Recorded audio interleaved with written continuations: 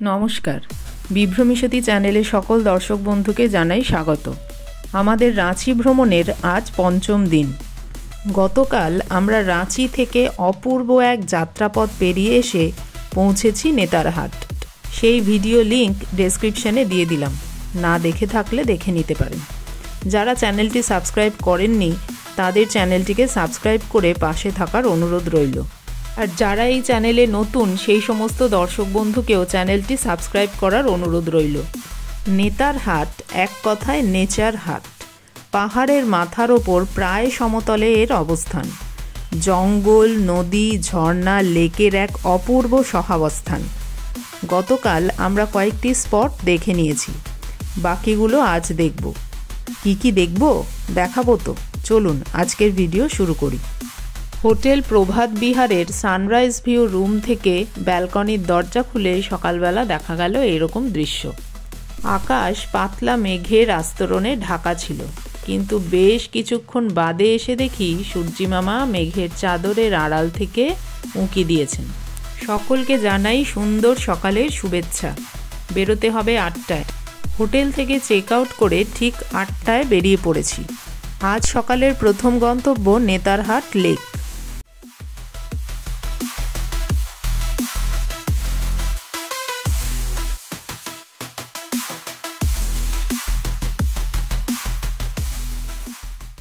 লেকের পাশেই আছে একটি পার্ক, সেটি এখন বন্ধ, 9টার আগে খুলবে না।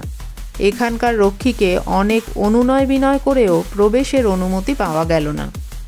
অতএব রেলিংয়ের বাইরে থেকেই কোনো ক্রমে ছবি তুলতে হলো। এই পার্কের মধ্যে থেকে লেকের ভিউটা খুব সুন্দর দেখায়। এই লেকে বোটিং করার ব্যবস্থা আছে। 20 মিনিট বোটিংয়ের জন্য পার হেড 100 টাকা লাগে।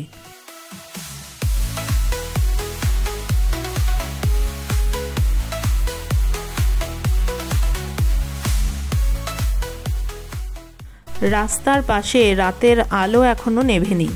হালকা কুয়াশার আস্তরণ ভেদ করে আমাদের গাড়ি ছুটে চলেছে পরবর্তী গন্তব্যের দিকে।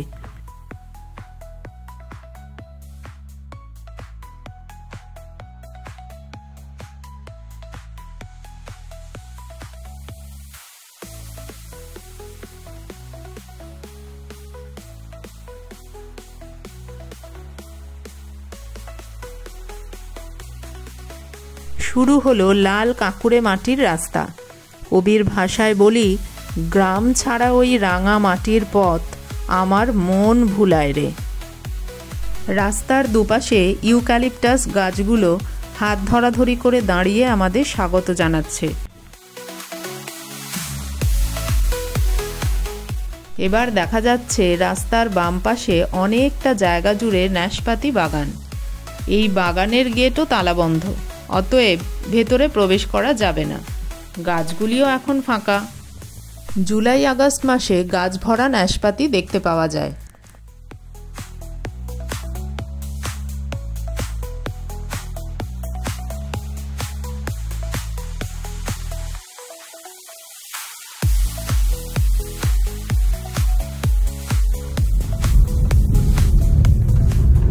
এবার প্রবেশ করছি জঙ্গলে। জঙ্গলের এক প্রান্তে আছে লোয়ার ঘাগরি ফলস। অভিযানের লক্ষ্য সেটাই। জঙ্গলের মধ্যেকার রাস্তাটি বেশ সংকীর্ণ। কেবলমাত্র গাড়ির চাকার শব্দ আর মাঝে মাঝে জল পড়ার শব্দ শোনা যাচ্ছে, কখনো কাছে কখনো দূরে। শব্দ শুনে মনে হচ্ছে এই বুঝি এসে পড়লাম, কিন্তু পরক্ষণেই সেই শব্দ ক্রমশ দূরবর্তী হতে লাগলো। বেশ এক রোমাঞ্চকর অনুভূতি। এই জঙ্গলের মধ্যে চারিদিকে কোনো জনপ্রাণী নেই, বেশ একটা গা ছমছমে পরিবেশ। যারা অ্যাডভেঞ্চার পছন্দ করেন তাদের কিন্তু এখানে যেতে ভীষণ ভালো লাগবে। এখানে দেখতে পেলাম কালো মুখওয়ালা হনুমান, বন মোরগ। আমাদের ড্রাইভার দাদা বললেন যে এখানে মাঝে মাঝে ময়ূর ও নেকড়ে বাঘও দেখা যায়। ওই যে গাছের ফাঁক দিয়ে দেখা যাচ্ছে ঔরঙ্গা নদীর উপনদী ঘাগরি নদীর প্রবাহ।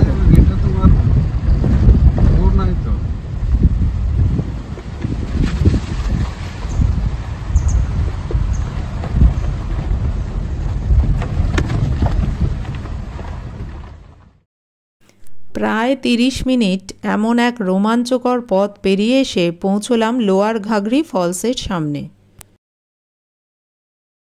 আমাদের ড্রাইভার দাদা তত্তর করে চলেছেন জলের ওপাশে। তবে না যাওয়াই ভালো, কারণ বিপদ আসতে কিন্তু একটুও দেরি হবে না। জলের গর্জন ও স্রোত যথেষ্ট।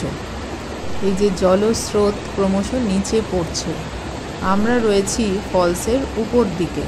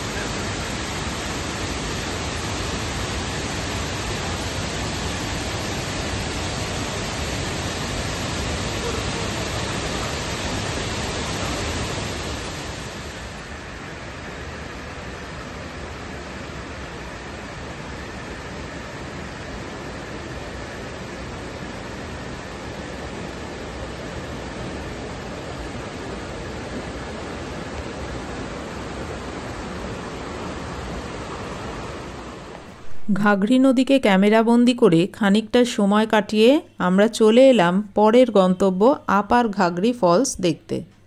এখানে পার্কিং চার্জ 20 টাকা এবং প্রবেশের জন্য প্রতি জনের 10 টাকা করে লাগে।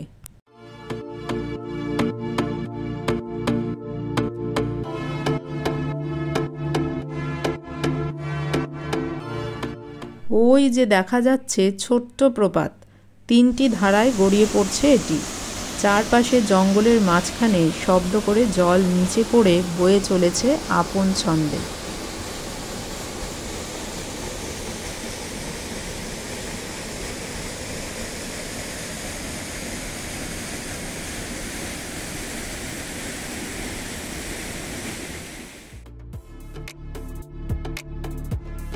এবার পরের গন্তব্যে এগিয়ে চললাম। সামনেই ঝাড়খণ্ডের নির্বাচন, তাই সেন্ট্রাল ফোর্সের আনাগোনা ছাড়া নির্বাচনের অন্য কিছু চোখে পড়ল না। মানে আমরা যেমন দেখে অভ্যস্ত আর কি। আমরা যাচ্ছি চ্যালেট হাউস, যদিও উচ্চারণটা বোধহয় ঠিক হলো না।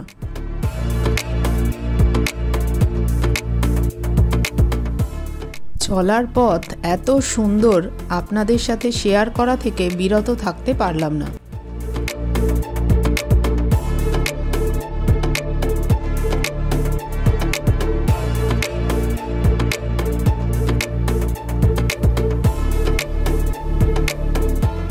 এসে গেছি গন্তব্যে।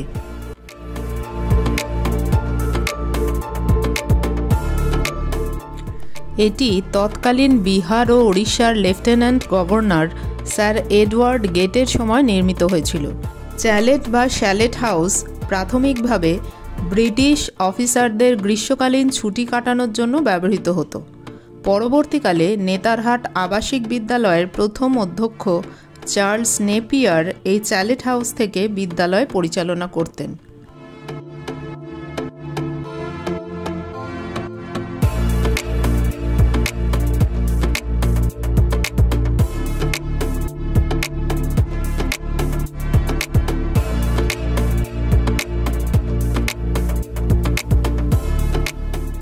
বাংলোটি সম্পূর্ণ কাঠের তৈরি এবং খুব সুন্দরভাবে এখনো পর্যন্ত রক্ষণাবেক্ষণ করা হয়।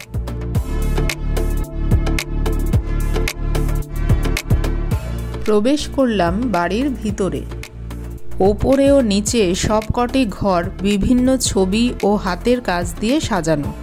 তাছাড়া এখানে আদিবাসীদের ব্যবহৃত বেশ কিছু জিনিস সংরক্ষণ করা আছে, নাম সহ।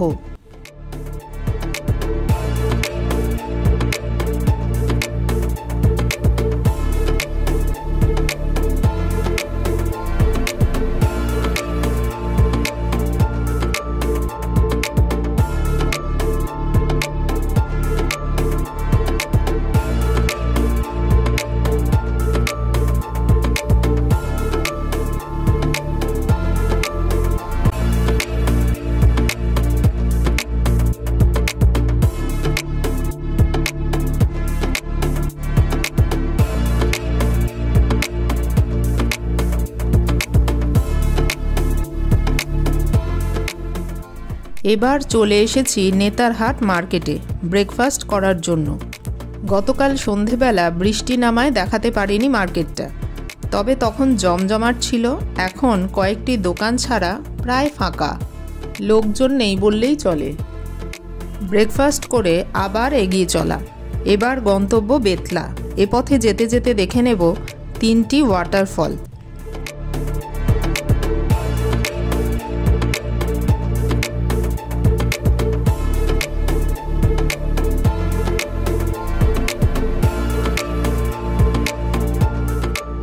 এখানে আছে বক্সাইটের খনি। গতকাল নেতারহাট আসার সময় প্রচুর লরি দেখছিলাম, সেগুলি ছিল বক্সাইটের আকরিকে ভরা। এখান থেকে বেতলার দূরত্ব 99 কিলোমিটার। এগিয়ে চলেছি লোধ ফলসের দিকে। ঝাড়খণ্ডের সবচেয়ে সুন্দর এবং সর্বোচ্চ জলপ্রপাত লোধ। এটি বুধাঘাগ জলপ্রপাত নামেও পরিচিত। এটি নেতারহাট থেকে প্রায় 60 কিলোমিটার দূরে লাতেহার জেলার পালামৌ টাইগার রিজার্ভ ফরেস্ট অঞ্চলে অবস্থিত। 143 মিটার বা 469 ফুট উচ্চতা থেকে বুড়হা নদী আছড়ে পড়ছে নিচে।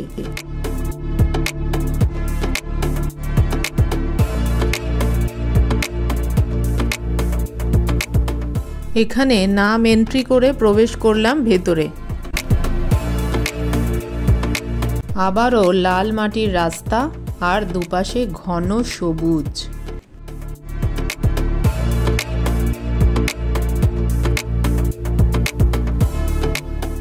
এই ফলসে প্রবেশ করার আগে কয়েকটি ছোট ছোট দোকান আছে। এখানে রান্না করা গরম গরম খাবার পাওয়া যায়।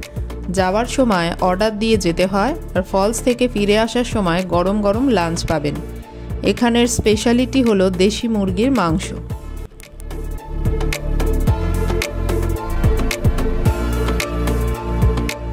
এখানে আবারও এন্ট্রি করতে হলো এবং এখান থেকে পার হেড 10 টাকা টিকিট ও 50 টাকা 4 হুইলার পার্কিং দিয়ে এগিয়ে চললাম।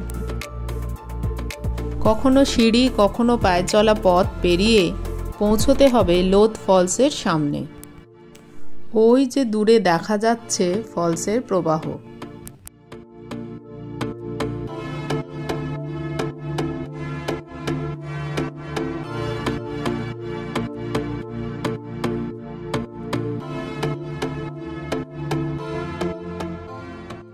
এখনও কাছে পৌঁছতে অনেক বাকি। পথের মাঝে খানিক বিশ্রামের জন্য এরকম বসার ব্যবস্থা আছে।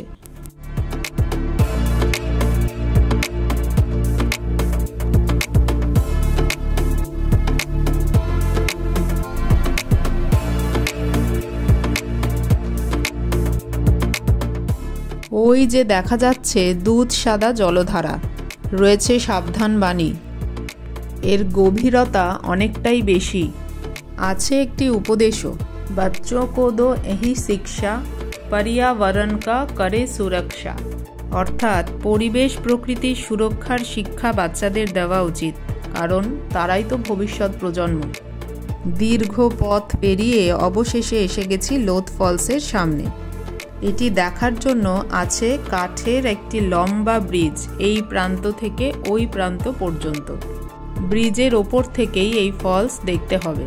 অনেকগুলি ধারায় এটি প্রবাহিত হচ্ছে, আর বর্ষাকালে এর রূপ হয় ভয়ঙ্কর।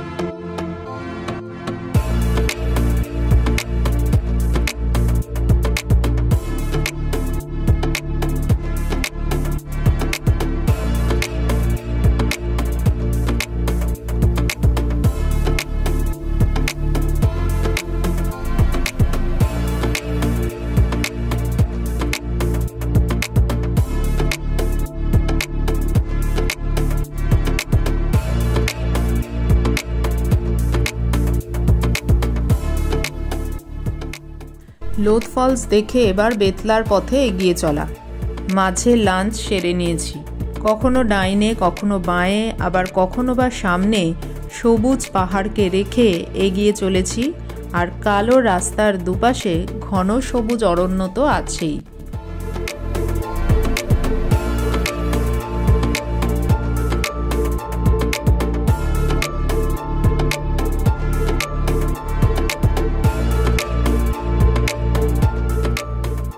এভাবে চলতে চলতে এসে পৌঁছলাম সুগা বাঁধ জলপ্রপাতের সামনে।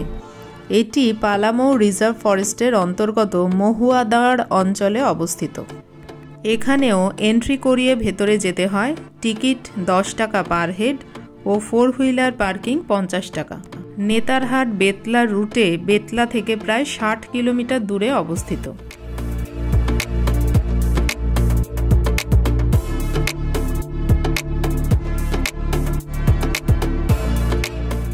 এখানেও রয়েছে একটি শক্তপোক্ত কাঠের ব্রিজ। ব্রিজ পেরিয়ে এপার থেকে ওপার পর্যন্ত যাওয়া যায়। বিস্তৃত অঞ্চল জুড়ে জলপ্রবাহ বয়ে চলেছে। এরকম অনেকগুলি কটেজ আকারের বসার জায়গা আছে।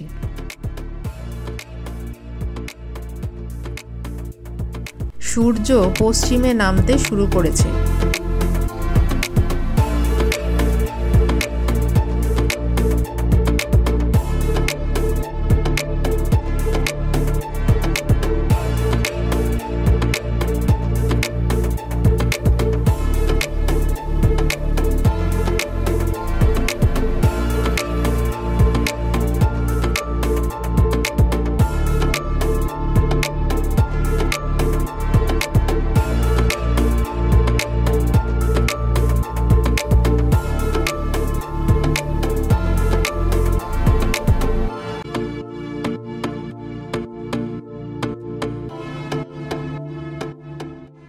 সুগা বাঁধ দেখে আবার এগিয়ে চলা। পশ্চিম আকাশ ক্রমশ রক্তিম আভায় পরিপূর্ণ হয়ে উঠছে। খানিকটা এগিয়েই এসে পৌঁছালাম মিরচাইয়া ওয়াটারফলের সামনে। এখানেও এন্ট্রি করিয়ে ও 10 টাকা পার হেড টিকিট নিয়ে প্রবেশ করলাম।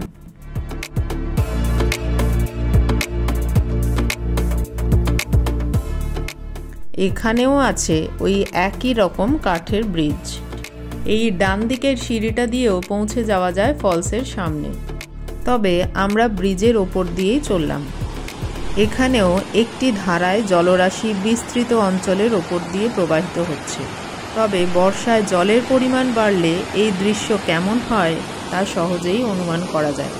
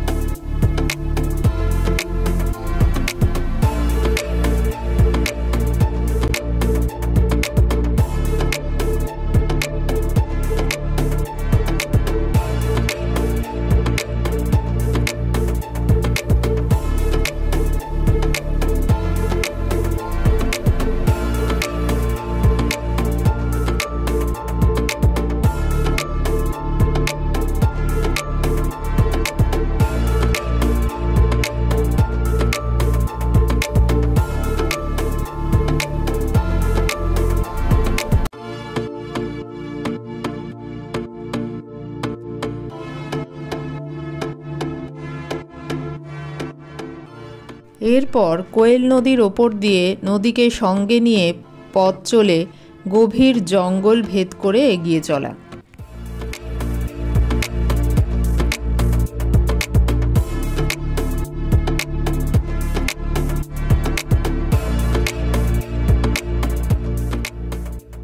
সন্ধে পেরিয়ে এসে পৌঁছলাম বেতলা। আমাদের আজকের রাতের আস্তানা হোটেল বনবিহার। বেতলাতে থাকার বেস্ট অপশন এটা। ঝাড়খণ্ড ট্যুরিজমের প্রপার্টি। হোটেলে চেক ইন করে চলে এসেছি আমাদের রুমে। ঢুকেই ডান দিকে ওয়াশরুমটি বেশ পরিষ্কার পরিচ্ছন্ন। আধুনিক সব সুবিধাই এখানে আছে।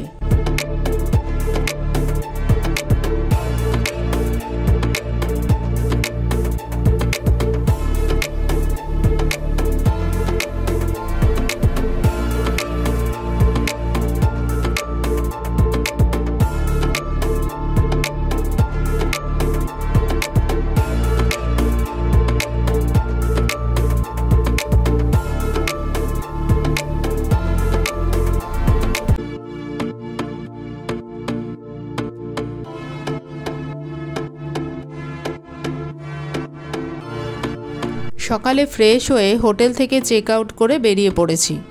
বনবিহারের বিপরীতেই বেতলা জাতীয় উদ্যান।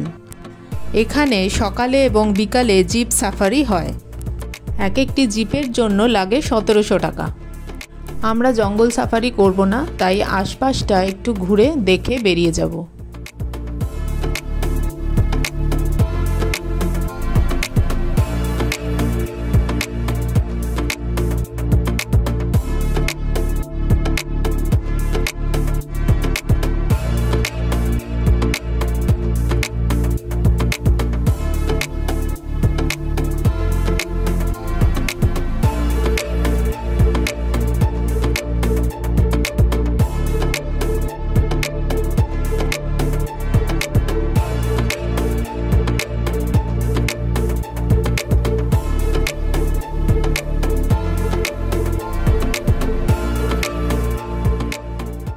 ছোটদের খেলার জন্য এখানে একটি পার্কও রয়েছে।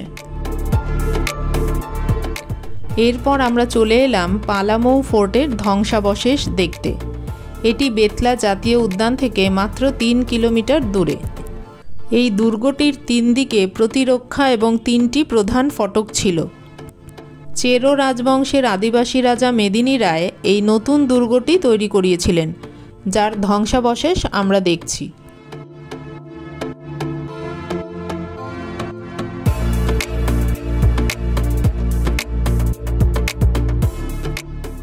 একটি কুয়ো আছে মনে হচ্ছে, দেখা যাক তার মধ্যে কি আছে।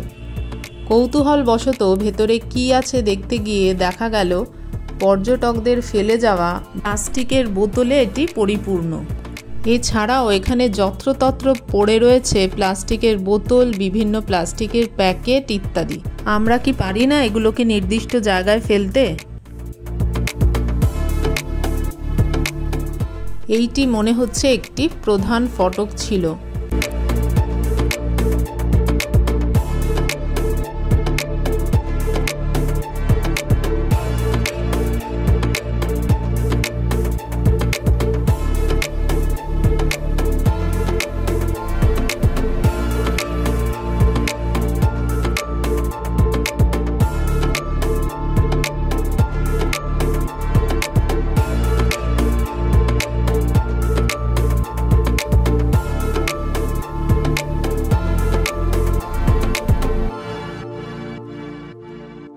পর্যটকদের ওপরে ওঠার সুবিধার জন্য সিঁড়িগুলিকে ঢালাই করে দেওয়া হয়েছে।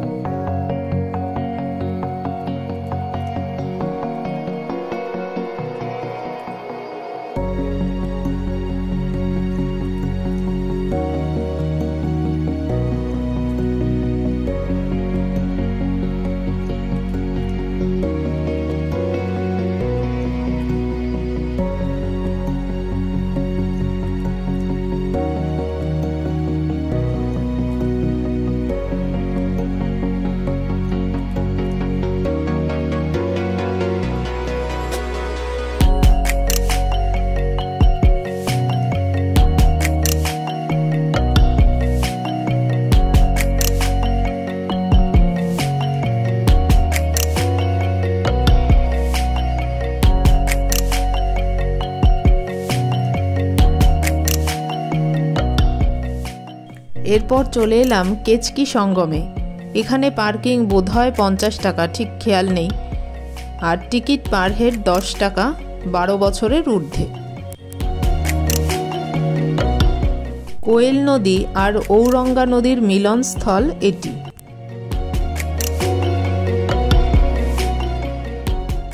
বয়ে চলেছে কোয়েল নদী। এখানেই কোনো এক গাছের নিচে শুটিং হয়েছিল অরণ্যের দিনরাত্রি ছবির।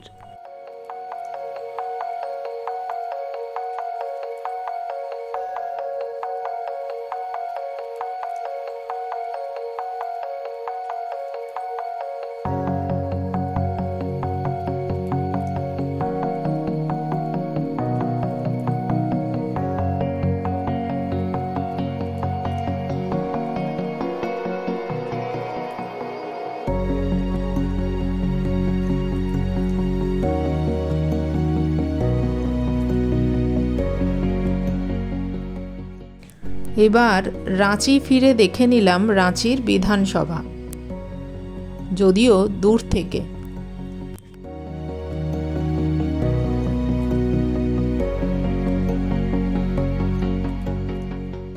চলে এলাম পুরীর আদলে তৈরি রাঁচিতে জগন্নাথ মন্দিরে।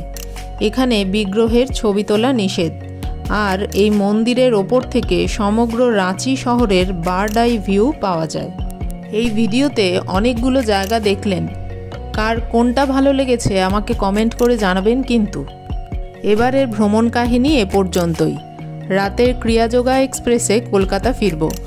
আবার আসবো আগামী বেড়ানোর গল্প নিয়ে। ততদিন সকলে ভালো থাকুন, সুস্থ থাকুন, আর চ্যানেলটি সাবস্ক্রাইব করে এগিয়ে যেতে সাহায্য করুন।